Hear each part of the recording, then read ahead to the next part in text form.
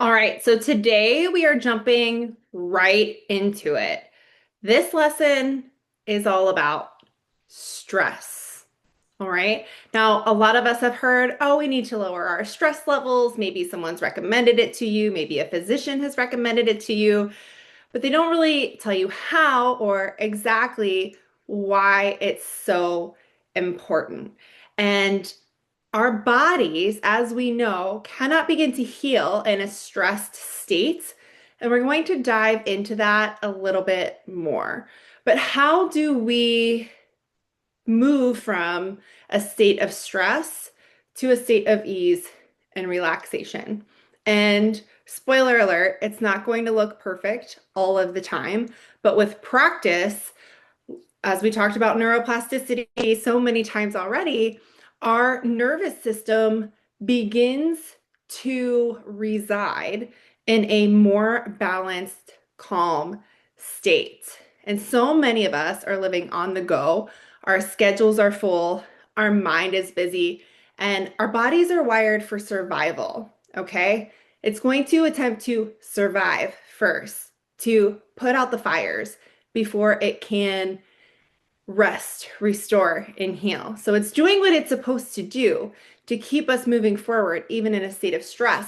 However, when we maintain that stress and it becomes chronic, our bodies are living in a feeling of not being safe. And if it's constantly needing to put out fires, then it cannot move forward. So that is one thing that we definitely need to change. All right. Now, the good thing is we may not be able to alter all of our external circumstances. There are many things that we have control over. There are many things that, if we really analyze them, they may originally seem like we can't control them. But when we take a deep dive, we can see that we actually do have the ability to alter these things. So there is less pressure on us. All right. So the good news is we have the power to change these signals and to shift our body from survival into healing mode. All right. Now, we've talked about this a lot so far, but it is just so important to continue to tie these lessons together because when we experience stress, whether it's emotional or physical or mental, our body is releasing stress hormones like cortisol and adrenaline. And these are meant for short-term bursts, right? To get us through so we can re-enter a state of rest and relaxation. The problem is a lot of us never get to that point. We go from one stress to the next to the next.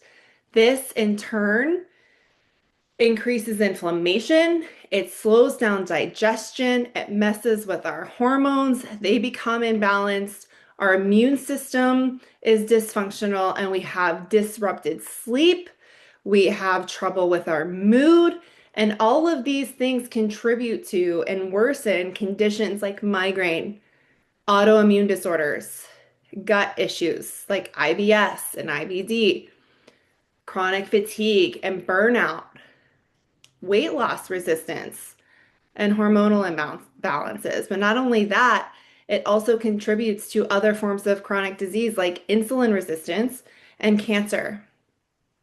So making sure that we are in tune with the stressors in our life and working to reduce that burden on our body in order to improve our overall health.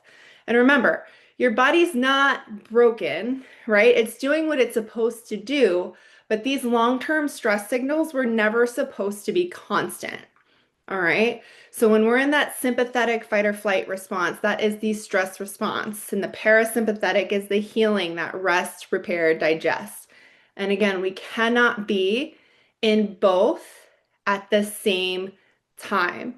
So nervous system regulation is absolutely crucial. And some things that we can do, and I urge you to reflect on these, is to notice, first notice when we are stressed. And you may not have the time to sit down and journal at that specific moment, but notice your feeling. your heart rate, how you're breathing. Can you think clearly? Are you tensing up? And notice what is happening in the moments leading up to it. Do you have a lot on your plate for work or with the family? What is exactly going on? All right. Then take stock of what you can control. You may not be able to control a deadline, but there may be something else that may feel important, but really isn't a priority. All right. For me in business every single day, there are things that feel really important. But when I'm feeling overwhelmed and stressed, in order to give my nervous system the space that it needs, I know that I need to sit down and only focus on the things that are going to move the needle. All right. If you are concerned about meals for the week, providing yourself with adequate nutrition, what can you do that's going to make things easier? Can you get it delivered? Can you find a meal service? If that is something that is in the budget or in the cards, where can you ease up stress so you can spend time doing the things that are most important rather than adding tasks to your list, right? Practicing daily regulation. And when you're in these moments, what can you do to support yourself not only physically, but then mentally and emotionally? How are you handling these situations? Are you able to move yourself from a state of high stress to a state of calm and regulation? And for you, that might look like taking a pause, doing some deep breathing, doing a meditation, going for a 5 or a 10-minute walk. For some, you may need a punching bag or to do some jump squats. We have that stored energy that we feel like needs to be released. These are some ways that you can release it. Some people prefer journaling. Even just remembering that this is not permanent and you are capable can help you move through these stressful situations. All right. And again, it takes time to practice these things, but as you go on and as you implement little things throughout the day and you practice bringing your nervous system from an elevated state down to a regulated state, it will learn, oh, I can get there. I don't have to be up here. I can be down here. My heart doesn't need to race. My breathing doesn't need to be shallow. I don't need to contemplate worst case scenarios at every turn. I don't know if you're like me, but I am a worst case scenario, not a worry wart, but I always think of the worst case scenario. I hope for the best, but what I've learned is if we're constantly thinking of the worst, we're going to continue to find things that are stressful and that don't work out the way that we would hope, right? So we want to focus on the things that we do have control over, the things that we can do to support our body and our mind and our emotions so we can continue to move forward. So when you're feeling stress and overwhelm, remember to harness the breath, which is pretty much the number one thing. If you were going to do one thing and do it quickly, you can use your breath as the bridge from the parasympathetic or the sympathetic to the parasympathetic nervous system. Our breath is the one bridge that can take us very quickly from fight or flight to rest and digest. So using those breaths, getting out of that shallow breathing, chest tightening state and taking those deep, slow breaths. Additionally, having longer exhales than we have inhales. You can use that in almost any stressful situation, and it is maybe not an end all be all, maybe not a complete cure all, but it helps to take you from a state of hyper awareness and stress and begins to calm the body. So then you can make more rational decisions. You can decide where to go next or what you need next in a more calm, logical state.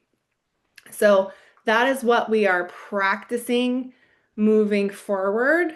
And as far as journaling is concerned, just take stock of what are your stressful triggers, okay? When do you notice stress? How do you feel it in the body? Is it tightening in your chest, in your neck? Do you get pain flares, joint pain, migraine, gut dysfunction? Are you feeling stress and have maybe an IBS flare later in the day? All of these things are your body's response. And as our nervous system begins to live in a more regulated state on a regular basis, these flare-ups and symptoms will start to resolve. All right. And it also reduces our risk of further developing more chronic disease, right? So develop a plan as to what not looks the best, but works the best for you, whether it's taking a deep breath, whether it's a mindfulness practice. Something that you can do is to practice mindfulness where you're at. Stop and even feel the texture of your clothing. You can feel the ground beneath your feet. You can do a body scan and release tension. You can go for that walk or get that burst of movement to release that excessive stressful energy. You can remind yourself with your affirmations that your body is safe and that it knows how to heal.